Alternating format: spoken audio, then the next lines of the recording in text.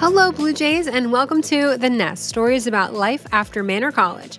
I'm your host, Kelly Pfeiffer, Vice President of Marketing Communications, and this is the best part of my day. My hope is that this podcast will encourage, inform, and inspire you, making you feel like at Manor College you belong here always. Before we get to today's guest, it's time for a segment of the show I like to call Did You Know?, where I will share some fun facts about Manor College that you may or may not know.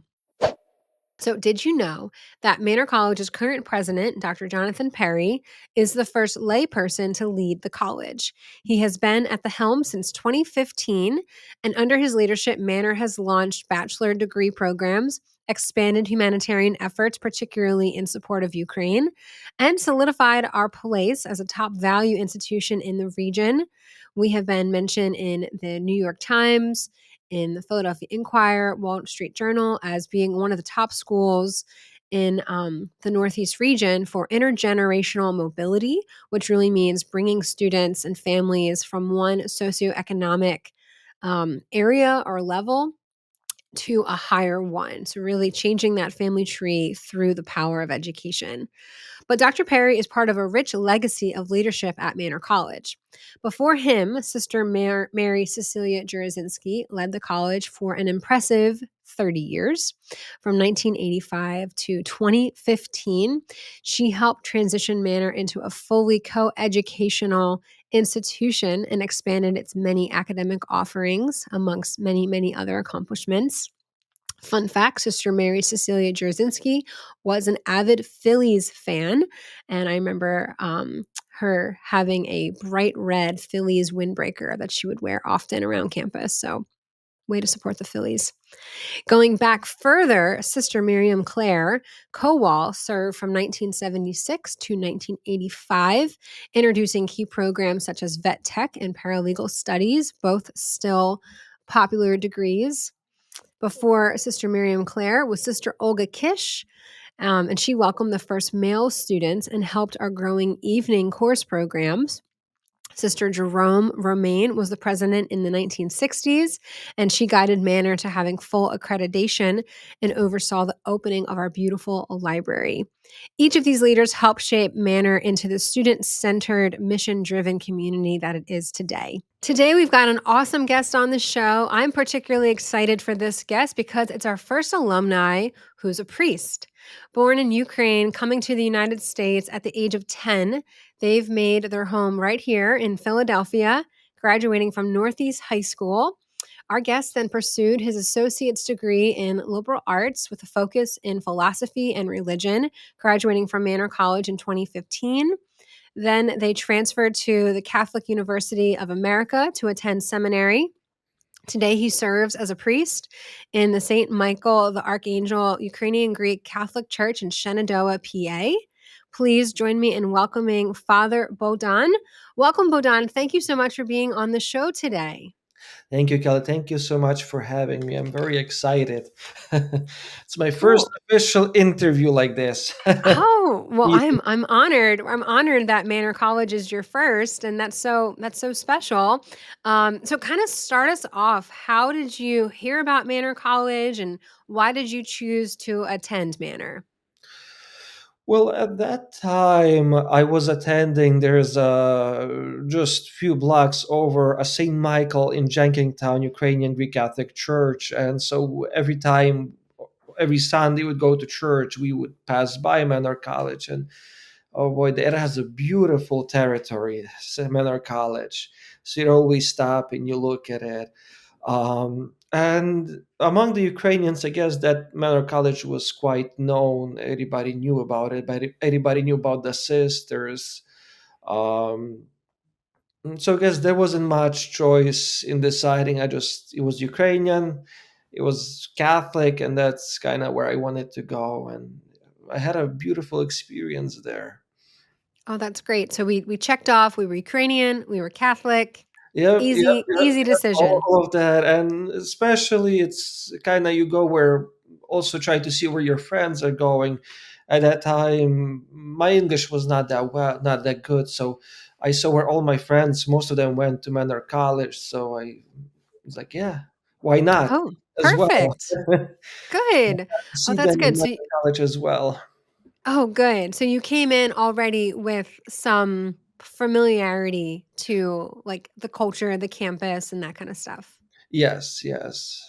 Oh, that's great. That's always so helpful when students can kinda start, with, like, a little step ahead, they're not starting from completely from 0, because starting college is already pretty intimidating and a really big life moment and life change. So that's awesome to hear. So you were a liberal arts student. Kind of what was your Manor experience like? How were your classes? And kind of take us back. What was it like being a student?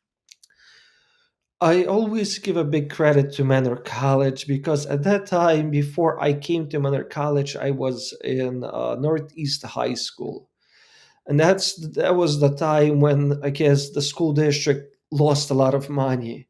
You had the same teacher teaching different subjects because they had to lay off a lot of professors. So going to Manor College, it was just so beautiful. Classes were small. The professors were able to put a lot of emphasis, a lot of focus on individual students. So it was much different. You actually got to feel very special in Manor College. And just the atmosphere itself, it's a beautiful territory. It's very peaceful there. Um, mm, Oh, that's great. Yeah, and Something I delight in being there. oh, that's awesome. I love how you were saying how comparing it to your high school experience where it was maybe like crowded and congested and large, and a lot of students and only one teacher, but yet Manor, it's a smaller, we call that a student to teacher ratio or faculty to student ratio, where it's maybe 10 or 12 students in a class and only one faculty. So they I definitely get to know you and I vice don't think versa. they still have that, but it was something one of the biggest things that I remember, that focus that you have, that extra time you have just to speak with the professor afterwards. Definitely. I think, having, like, supportive faculty members and really getting to know the students and not just, oh, their name or their major, but really getting to know, "Oh, he's from this town, and he has this backstory, and he struggles in this," and really getting to know the students is definitely something that makes Manor unique and special, and something that I hear a lot from alumni that really stuck out to them as just so helpful in getting that support that you need to maybe finish your degree or get a job or go on to another institution for another degree. So, were you involved in any campus activities or athletics or any kind of clubs when you were a student? Unfortunately, not. I was present there, I was all over, but I never officially signed up for anything with my timing because my schedule was always changing, always had to do something, be somewhere. So Did no, you work? Did you work while you were a student as well? no, I did not work, but it was just like family stuff, and especially being the only one in a family who was able to translate, to go to support everybody else.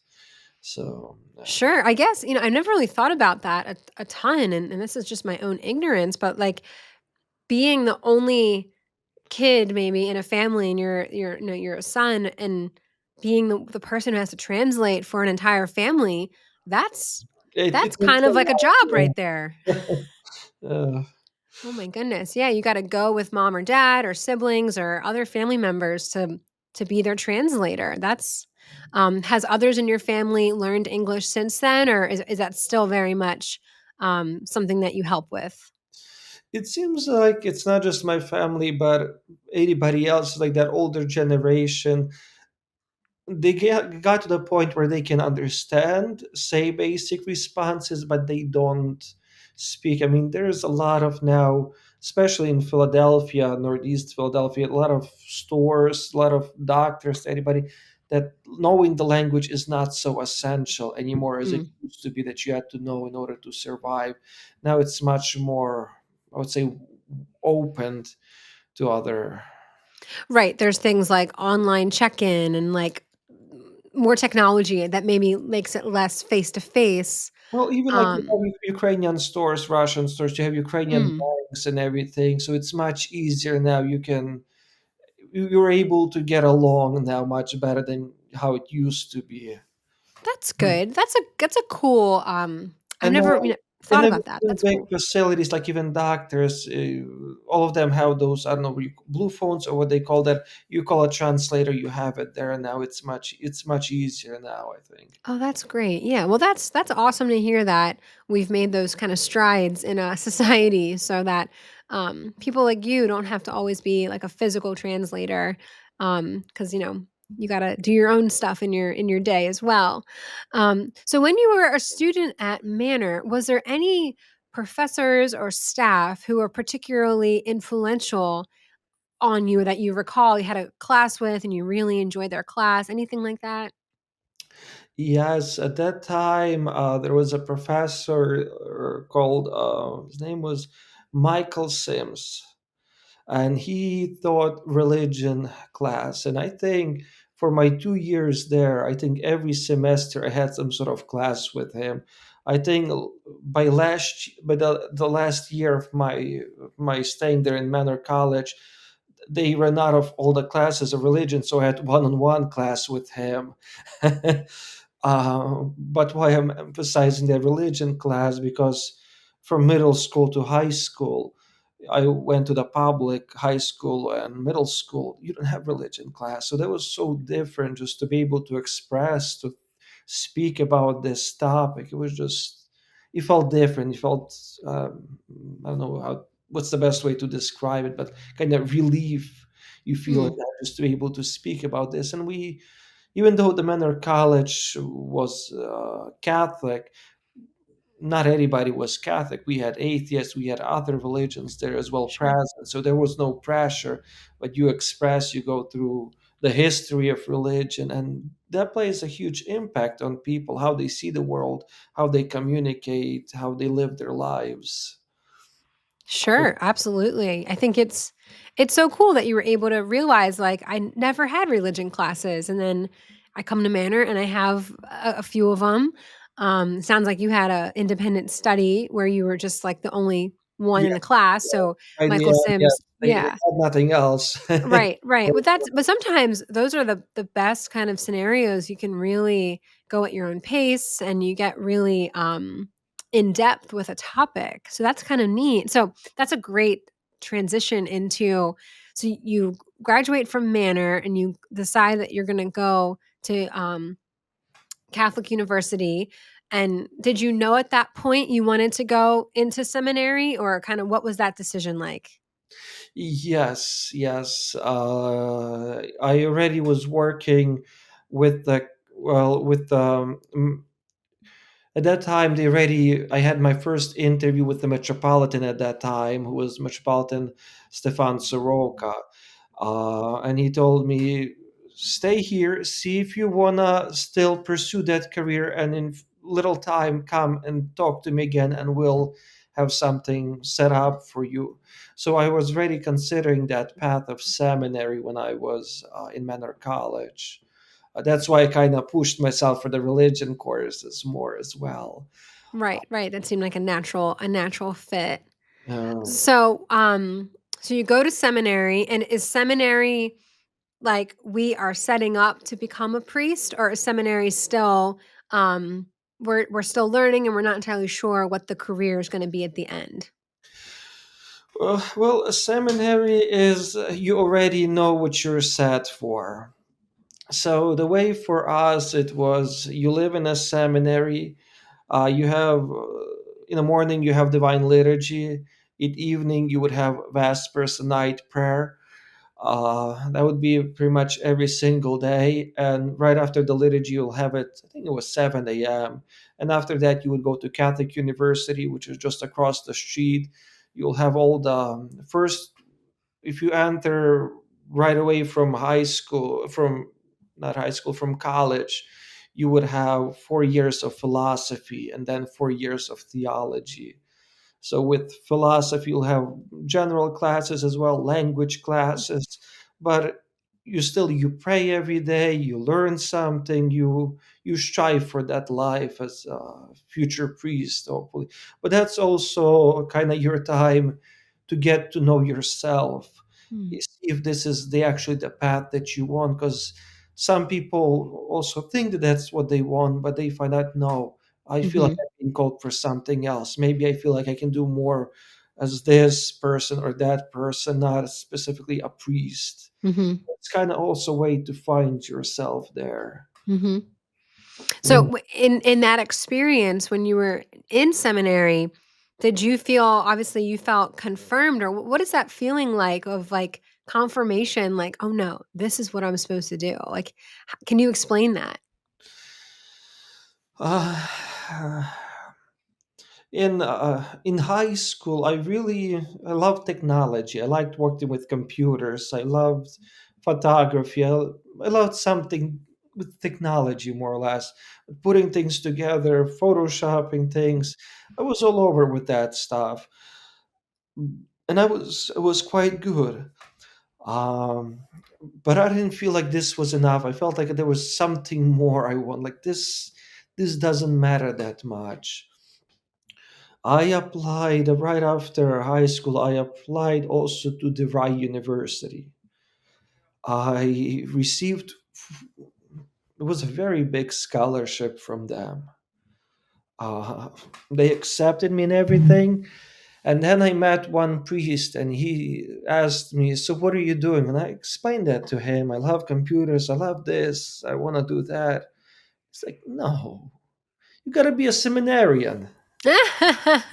So he kind of, and it's like I loved being in church. I felt calm, especially later on when they asked me to serve. That was a great joy for me. I found very big peace in that. Mm. It's not something easy to explain, but it's just like Mhm. you feel like when you're at home. Like I like Mhm. this. I like what I'm doing. And he's like, no. When I met that priest, like, you gotta be a priest. So he took me to the metropolitan. He said, this is gonna be your future priest. And that kind of set my goals. So all my plans changed. I never went to DeVry. I went to Manor College. I went to Catholic University, and then last I was transferred for theology to St. Charles Borromeo Seminary. Mhm, mhm.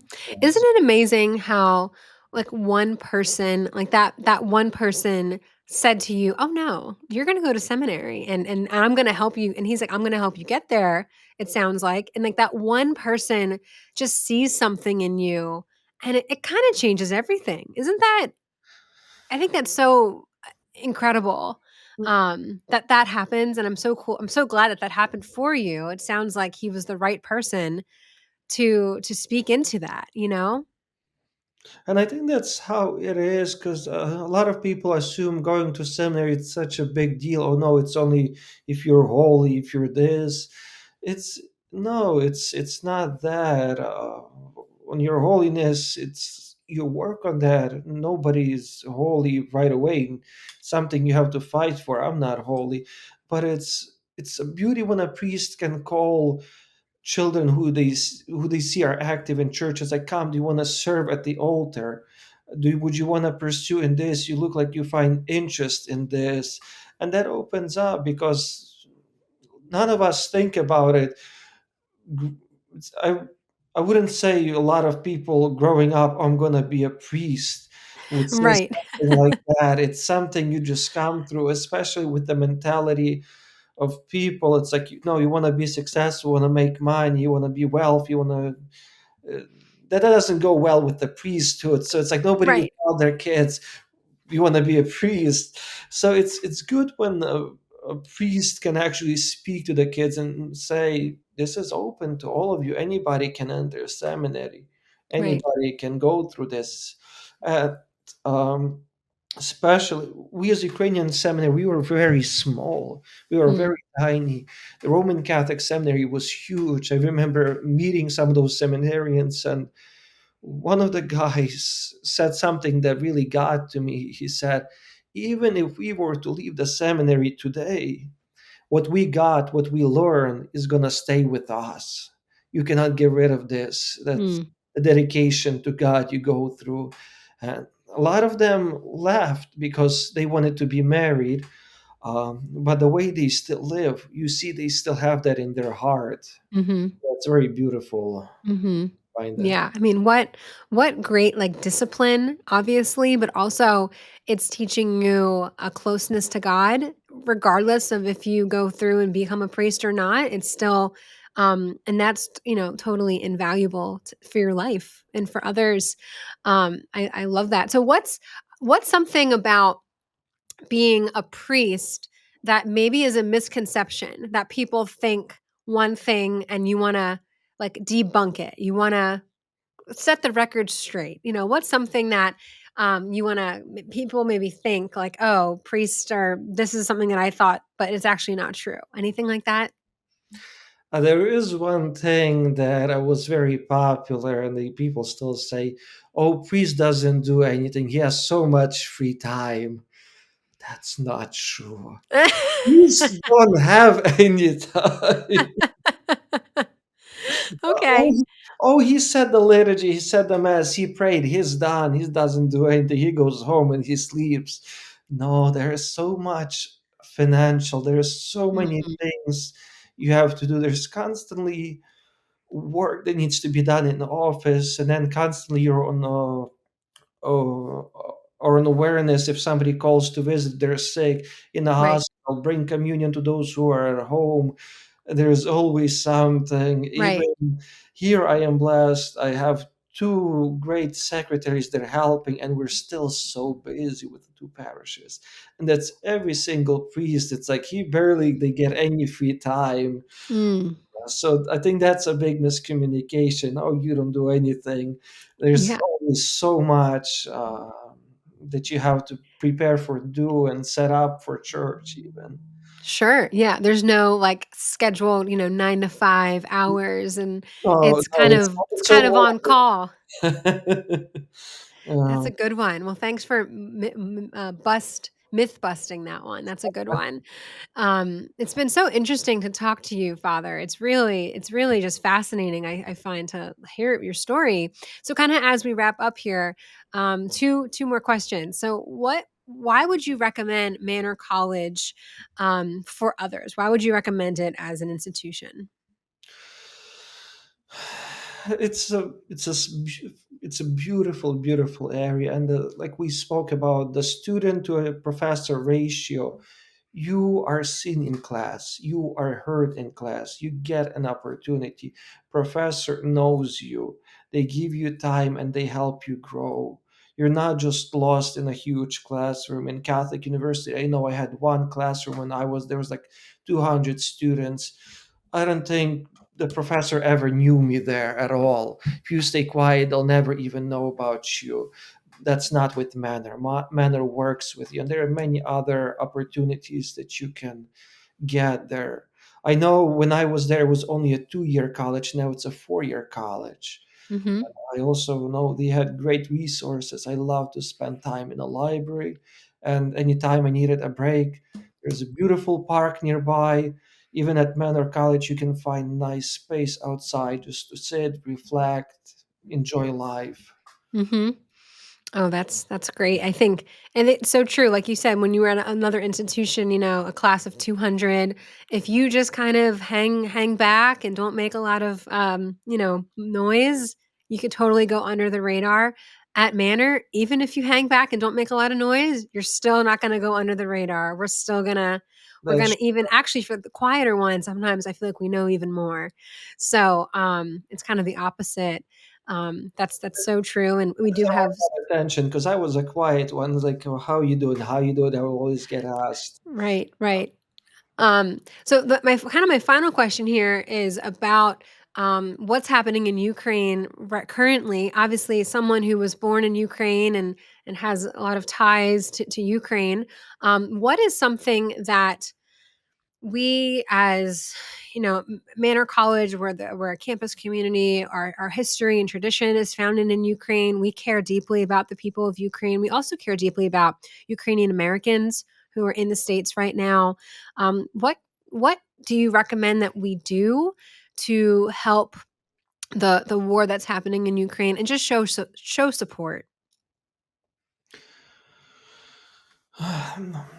That was not easy what happened with Ukraine. And one of the things that I would say, this is how Ukraine actually became known through the war, because not many people knew where Ukraine is, what is Ukraine. But I remember where the war escalated, everybody was talking only about Ukraine, Ukraine, Ukraine, Ukraine.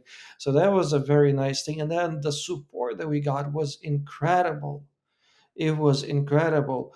I know, and this actually happened to me in a store. It was an American store, and it was me and my mom were talking at the register as we were in line, and somebody just turned to us, "Are you Russians?" Like, no, we're Ukrainian. Good, good. It's like they Mm, they seen that unfairness. mm, What I want to emphasize the most is the prayer for Ukraine. mm, You might not think it does much, but in the beginning, where the whole world stopped and prayed for Ukraine, all these spoke about is the miracles that happened there. mm, The Russian invasion, when they were supposed to take over Ukraine in a week time, few days, they were not able to. You had bombs landing in people's houses and never blowing up.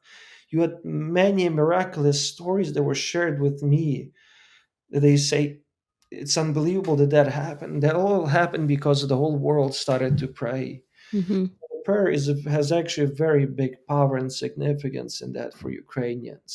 A lot of miracles did happen. A lot of churches survived. People survived. Bombs did not explode that had to be. Ukraine still stands due to the prayers. mhm, That's the most important. And then donations that they received was great, great support, especially for the soldiers, mhm, because even Russia, they're much wealthier, bigger. Their soldiers don't have what we have. We have volunteers. We have constant support sending them. A lot of volunteers, a lot of people stood up to help Ukraine. So don't lose hope. That's a thing. Keep praying. And there's a lot of ways to help Ukraine, especially donations. I'm not sure. I'm sure Manor does its own thing as well. I know the biggest source that I know is actually the Archieparchy of Philadelphia. They've been sending a lot of support to Ukraine. Yeah, that is great. I think emphasis on prayer is huge, and I'm a firm believer in that as well. And obviously, finding resources to support if you can, whether it's through the Archie Parchie at church or whether it's through other humanitarian efforts. I know we have at the college, we have a support Ukraine webpage where we have a list of kind of our top ways to support, and some of it's through donation, some of it's through giving in other ways. So we definitely can link that in here in the show. But I think just not losing hope is really key. So I'm glad you shared that, and just keep praying, because prayer is working, and it's helping those miracles continue to happen. But thank you so much, Father, for joining us today. It has been truly a joy talking to you. And I hope our conversation, like I like to say in my intro, encourages, inspires others who are listening as well, whether they're Manor students or alumni or just Manor fans. We certainly want to continue to spread the word that Manor College is a great place for people to be and to get their education from. So thank you for sharing, and I wish you nothing but the best. Thank you so much. Thank you, Kelly. Thank you for having me. Thank you so much for doing what you do. Thank you for getting the voices back to Manor that they still speak, showing that how much Manor influenced others graduated. So thank you. Thank you for tuning in today. If you like what you heard, listen and subscribe on Spotify or YouTube, and stay up to date with all new episodes by following Manor College on Instagram at Manor College. And that's a wrap on another episode of The Nest, stories about life after Manor College. Remember, Blue Jays, you belong here always.